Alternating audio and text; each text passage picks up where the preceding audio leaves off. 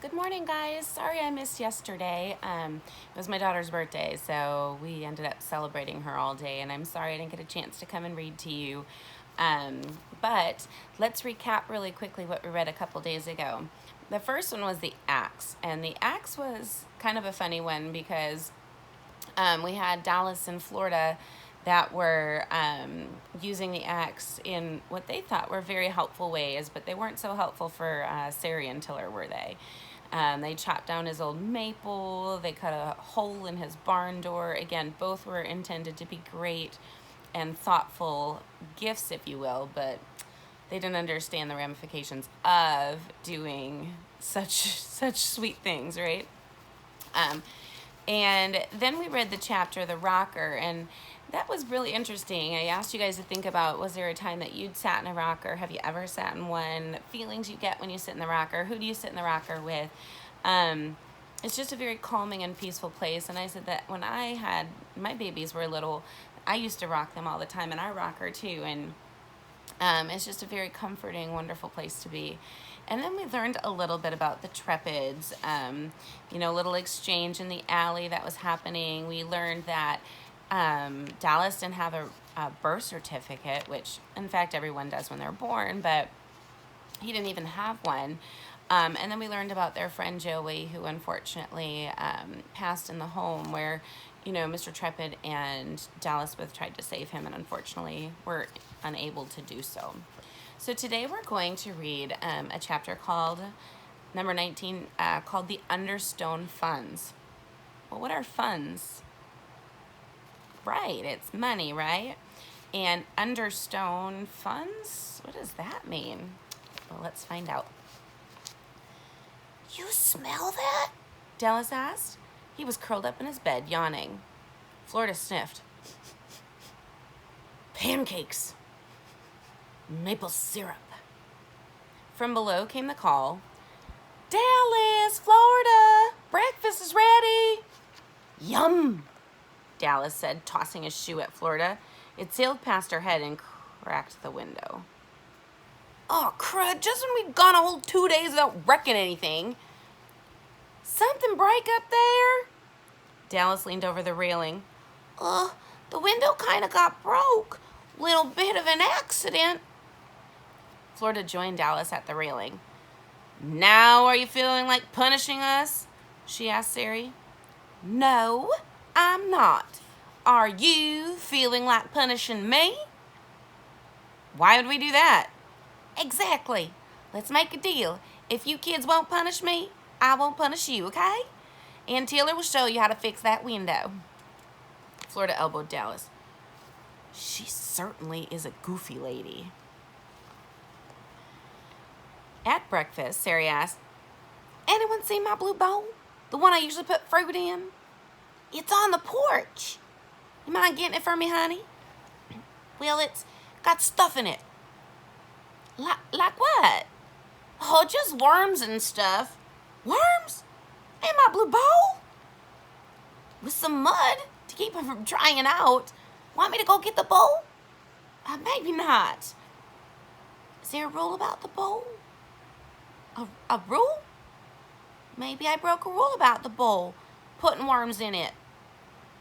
Well, you didn't break a rule, do you? Want a rule about the bowl? No? But most people have rules. Oh, I see. Taylor, do we have any rules you know about? Taylor scratched his chin. Let me think a minute. Oh, yes.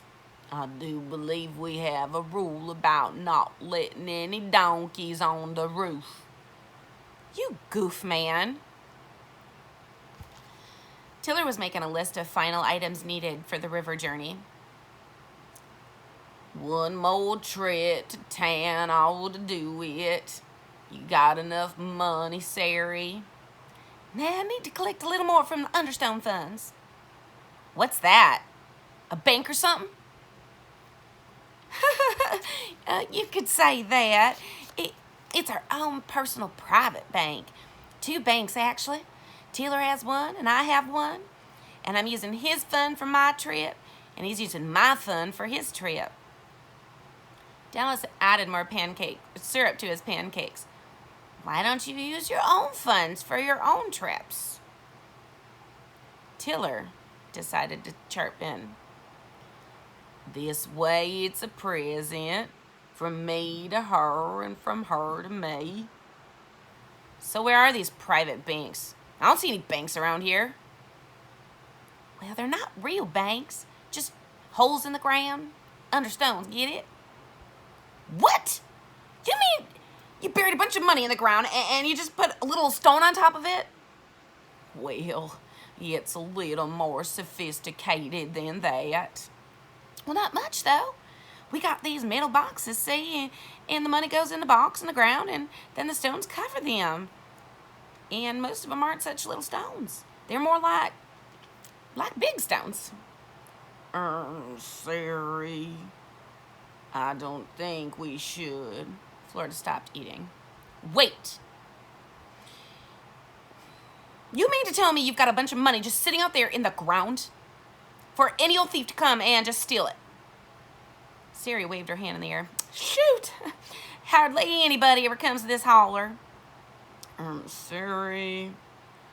But Sari just kept chattering on. And are they going to find our hidden stones out there? She pushed her hand toward the window overlooking the holler.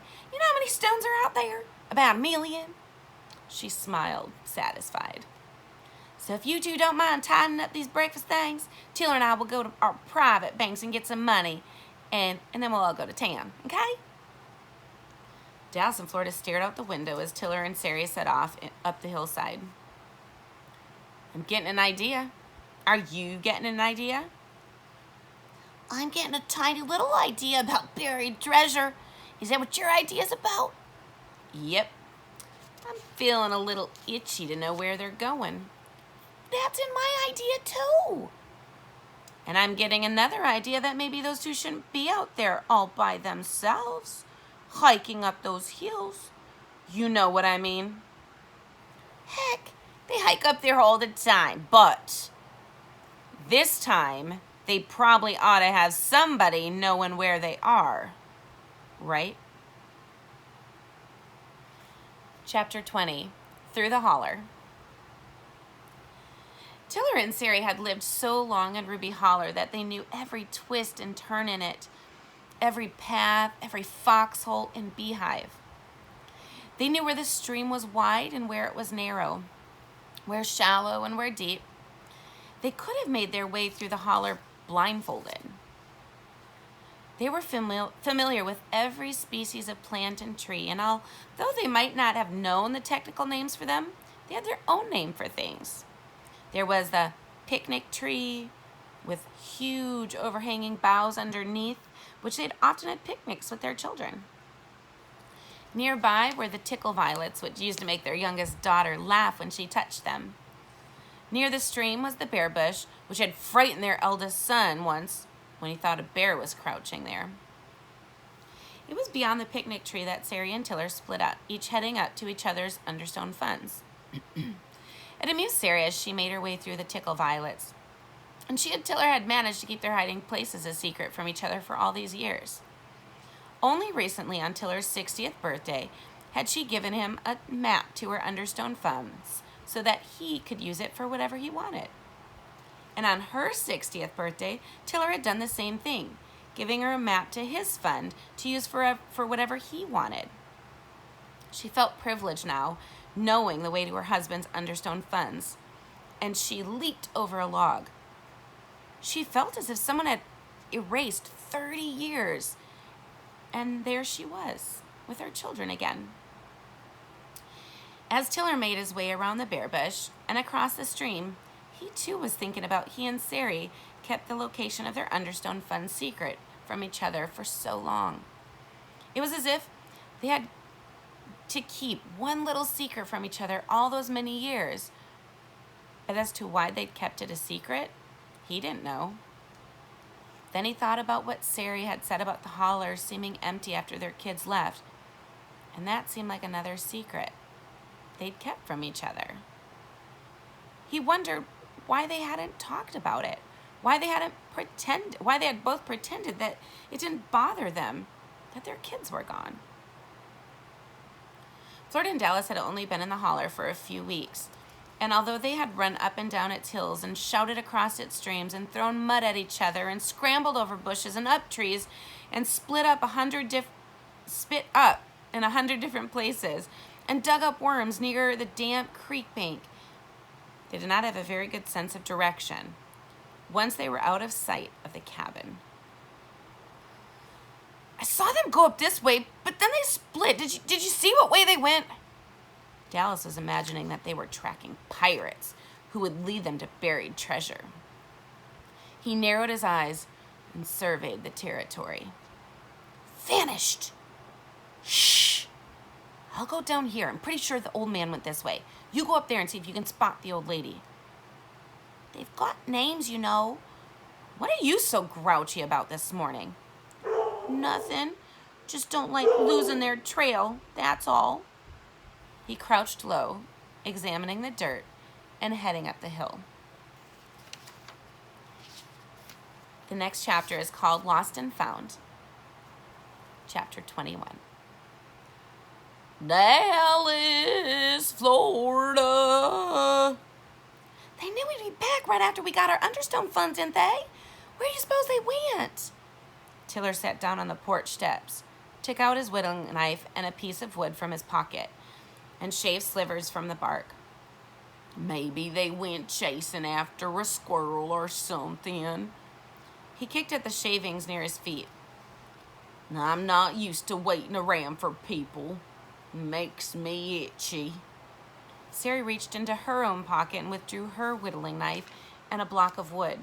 She turned the wood around and around in her hands, closing her eyes and feeling it with the tips of her fingers. As her knife moved nimbly over the wood, shavings drifted down the steps, mixing in with Tiller's wood chips. Tiller, know what I was thinking about? Buddy. Buddy? Our son, Buddy. Well, I know who the ding-dong-dang Buddy is. I just meant, what was it you were thinking about him? Well, remember when he was around 12 and he decided he was an orphan?